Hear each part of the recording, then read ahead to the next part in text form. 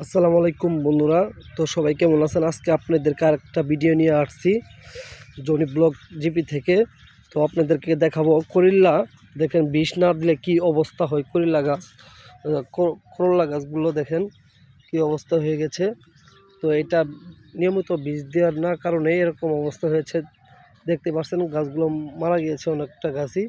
দেখেন করল্লা কী অবস্থা হয়ে গেছে। প্রত্যেকটা করল্লার টালগুলো একদম নষ্ট হয়ে গেছে। দুইটা টাল থেকে একটা টালের ভিতরে করল্লা দেখেন কি অবস্থা হয়ে গেছে।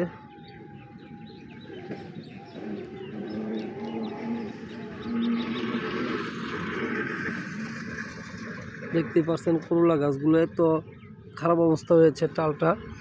তো এক সিরিয়ালে অনেকটা টাল লাগানো হয়েছে। তো করল্লার ভিতরে অনেক পোকামাকড় খেয়েছে। দেখেন আপনাদের দেখাই, দেখতে পাচ্ছেন এই দেখেন করল্লাগুলো কি অবস্থা হয়েছে। পাতাগুলো একদম মরে গিয়েছে। তো আপনারা যদি করল্লা গাছ লাগাতে চান তাহলে নিয়মিত সবসময় একটা জিনিস খেয়াল রাখবেন, সবসময় একটা জিনিস নিয়মিত দিয়ে গেলে ফসলটা ভালো পাবেন। দেখেন করল্লার পাতাগুলো একদম পেকে গিয়েছে, একদম টালটা দেখেন একদম নষ্ট হয়ে গেছে। তো এটা আপনাদের যারা নিয়মিত বীজ দেয় নাই এদের জন্য এই অবস্থাটা। করল্লা গাছ দেখেন মারা গিয়েছে, সবটি গাছই মারা গিয়েছে। আর করল্লা গাছটা এত সুন্দর একটি টাল, এই টালটা হঠাৎ করে পাতাগুলো মরে গিয়েছে। দেখেন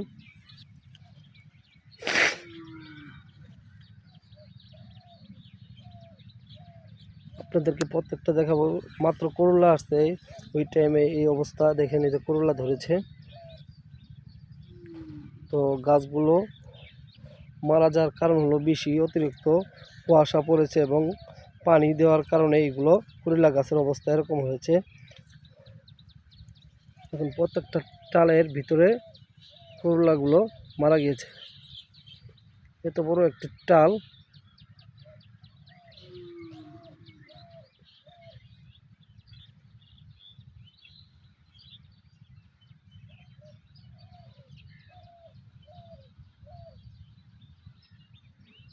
প্রত্যেকটা টালের ভিতরেও করলা মারা গেছে। এই যে দেখেন একটা করলা পচন ধরে গিয়েছে।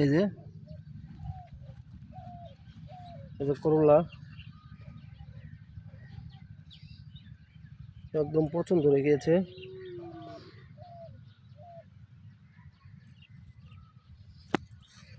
পাতাগুলো সবুজ থেকে হলুদ কালার হয়ে গেছে, কারণ করলা গাছটা ভালো মতন যত্ন নেওয়া হয় নাই। তো তারপরেও ফুল আসছে, যে ফুল দেখতে পাচ্ছেন আপনারা ফুলগুলো। তো একটা জিনিস খেয়াল রাখবেন, যে কোনো জিনিস সঠিকভাবে নিয়মিতভাবে দিলে জিনিসটা আপনারা সুন্দর ভালো ফসল পাবেন। যদি মনের এই যে দেখেন করলা কত সুন্দর করলা ধরেছে, কিন্তু পাতাগুলো সব মরে গিয়েছে। কারণ হলো বিষ দেওয়ার কারণে আর অতিরিক্ত কুয়াশা পড়ার কারণে এই করলা গাছের অবস্থা এরকম। আপনাদেরকে আরও দেখাবো।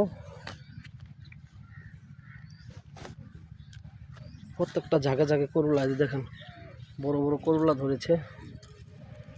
দেখতেই পাচ্ছেন করলাগুলো কত বড় ধরেছে। এই যে আমার সামনে করলা একটা, কি সুন্দর করলা দেখেন।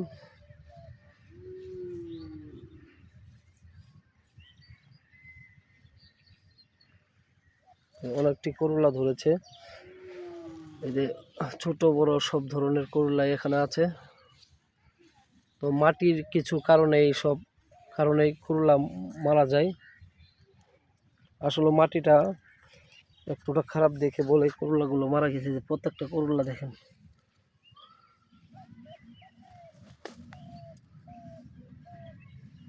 প্রত্যেকটা করলার এই অবস্থা হয়েছে।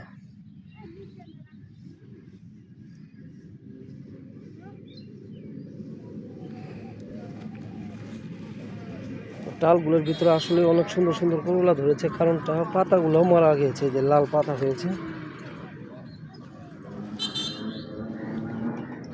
প্রত্যেকটা টালের ভিতরে করলাগুলো অনেক সুন্দরভাবে ধরেছে যে করলা। তো আর কয়েকদিন পরে এগুলো তোলা হবে যে। আর আপনারা একটা জিনিস খেয়াল রাখবেন, এইসব জাল নেট এভাবে দিবেন, কারণ করলা যেন মাটিতে না না লাগে, এর জন্য এগুলা জাল দেওয়া। আর এইভাবে ঘির দিবেন, প্রত্যেকটা জালের সাথে সাথে একটা করে খুঁটি দেওয়া হয়েছে, কারণ এগুলা খুঁটি এই জালটাকে ধরে রাখছে। আরেকটা দেখেন লাল করলা, ওই যে লাল, এই করলাটা পচন ধরেছে।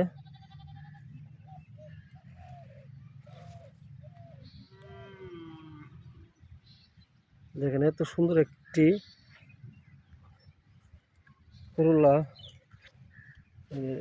করলাগুলো দেখেন কি অবস্থা। সেই সুন্দর একটি টাল আবাদ করা হয়েছে, কিন্তু দেখতেই পাচ্ছেন অনেকগুলো সিরিয়ালভাবে ধরেছে। ধন্যবাদ সবাইকে, আসসালামু আলাইকুম, ভালো থাকবেন, দোয়া শুভকামনা রইল।